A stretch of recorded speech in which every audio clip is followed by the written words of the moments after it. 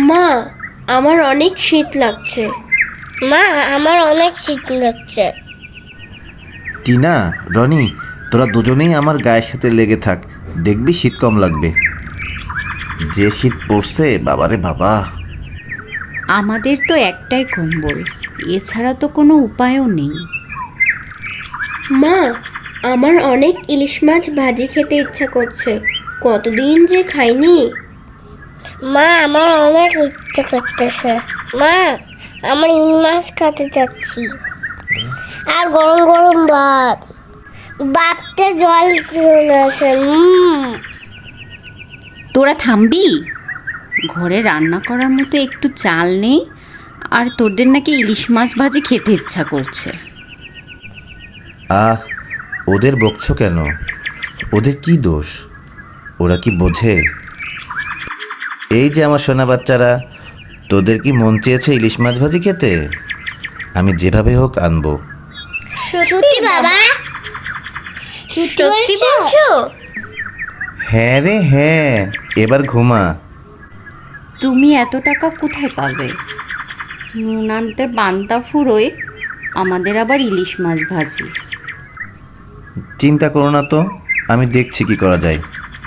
বাবা বাবা, আজকে ইলিশ মাছ আনবে? হ্যাঁ আনবো। তোরা এখন যা, খেলা কর, আমি কাজে বের হই।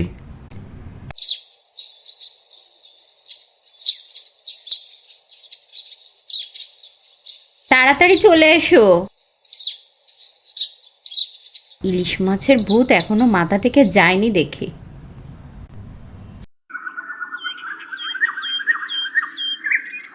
সালাম করিম চাচা, এবার তো দেখি আপনার জমিটা খালি পড়ে আছে। আরে বাবা বলিস না, ছেলেরা সব শহরে থেকে পড়াশোনা করে বলে আমার মাঠের সব জমিগুলো খালি পড়ে থাকে।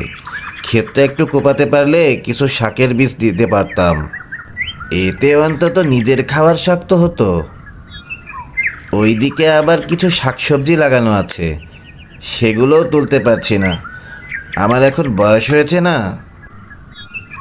হ্যাঁ চাচা, ঠিকই বলেছেন।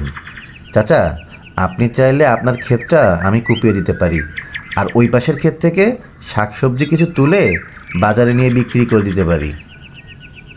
আচ্ছা বাবা, তুই যদি কাজগুলো করে দিস তাহলে তো ভালোই হয়। চাচা, একটা কথা ছিল, অভয় দিলে বলতাম। বল বল, কি বলবি? আমাকে এই কাজের জন্য আপনার গোলা থেকে কিছু নতুন ধানের চাল আর নগদ 1000 টাকা দিতে হবে।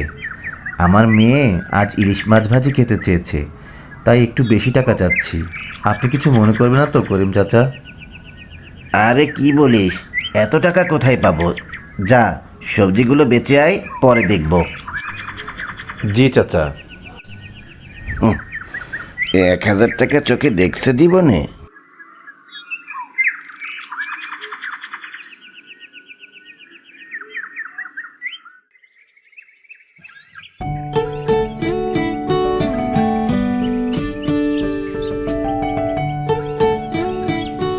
কি রে নাসির, আজ কি সবজি নিয়ে আসলি? কেমন হবে সবজিগুলো? একদম টাটকা ভাই, এইমাত্র ক্ষেত থেকে তুলে আনছি। নেন ভাই নেন, দামও অনেক কম। কই দেখি তো, আমাকে এই সবজিটা দে।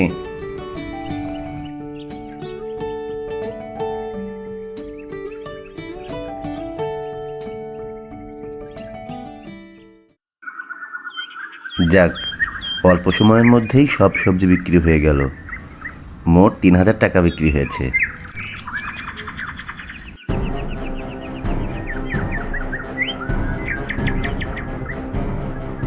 বাবা বাবা কি হয়েছে টিনা, এত হাঁপাচ্ছিস কেন? কি হয়েছে? বাবা বাবা, তাড়াতাড়ি বাসায় চলো, রনির হঠাৎ করে অনেক জ্বর। কি বলিস? হঠাৎ জ্বর আসলো কেন? চল চল তাড়াতাড়ি চল।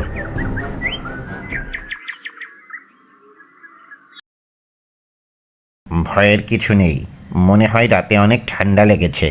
এই ওষুধগুলো লিখে দিচ্ছি, সময় মতো খাওয়াবেন। আর খেয়াল রাখবেন যেন ঠান্ডা আর না লাগে। জি ডাক্তারবাবু। বাবা, ইলিশ মাছ আনোনি? আমি ইলিশ মাছ খাবো। আনতে যাব বাবা, আগে তুমি সুস্থ হও, তারপর তুমি আর আমি মিলে একসাথে বাজারে যেয়ে কিনে নিয়ে আসবো। বাবা আমি ইলিশ মাছ খাবো, বাবা ইলিশ মাছ খাবো। রনির মা, তুমি রনির দিকে খেয়াল রেখো, আমি মাছ কিনে নিয়ে আসি। তুমি কোথায় টাকা পেলে? এইমাত্র ওষুধ কিনলে, আবার ইলিশ মাছ কিনতে যাচ্ছ? কোনো চিন্তা করো না, আমি দেখছি। শোনো, আমাকে বলে যাও।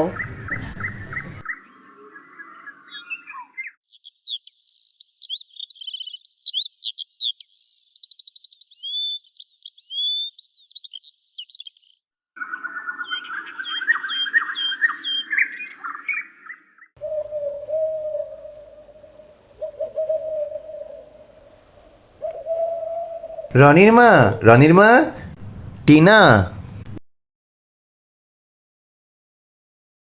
বাবা, কত বড় একটা ইলিশ মাছ! মা, দেখে যাও।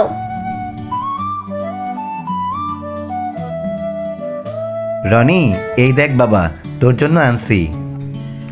এখন ইলিশ মাছ ভাজি দিয়ে গরম গরম ভাত খাবে আমার রনি বাবা, তারপর ওষুধ খাবে আর সুস্থ হয়ে যাবে। হ্যাঁ বাবা।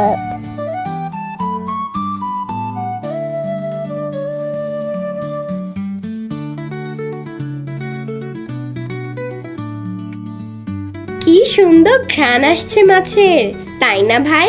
মা, কখন খাবো? এই তো হয়ে গেল, এখনই খাবি।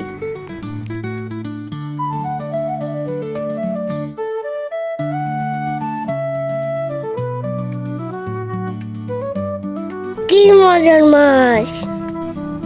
ভাই, কি স্বাদ!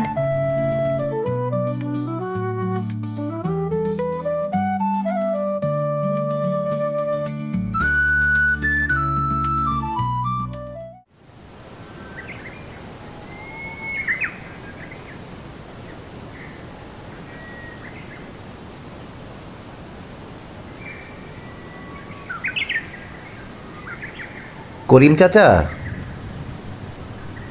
কি ব্যাপার নাসির, সবজি নিয়ে গেলি আর ফেরত আসলি না কেন? কই টাকা, কই টাকা দে। চাচা, সবজিগুলো বেচে 3,000 টাকা পেয়েছি, কিন্তু 2,000 টাকা আমি খরচ করে ফেলেছি। এই নেন 1,000 টাকা। আমি প্রতিদিন আপনার মাঠে কাজ করে 2,000 টাকা শোধ দেব। মানে কি এসব কথার? 2,000 টাকা কত টাকা তুই জানিস তা? পরের টাকা পেলি আর খরচ করে ফেললি। এই টাকা শোধ দিতে তোর কত মাস খাটতে হবে তা কি তুই জানিস? যত মাস লাগুক চাচা, তবুও আমি আপনার গোলাম হয়ে খাটব।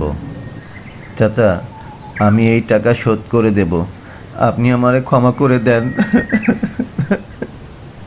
আচ্ছা যা, কাঁদিস না, জমিটা ভালো করে কুপিয়ে সবজির বীজ ফেল। ঠিক আছে চাচা, ঠিক আছে। আর শোন, এরকম কাজ আর দ্বিতীয়বার করবি না। তুই একটা সৎ ছেলে, তাই এবারের মতো ক্ষমা করে দিলাম। গল্পটা ভালো লাগলে চ্যানেলটা সাবস্ক্রাইব করুন, বেশি বেশি কমেন্ট করুন।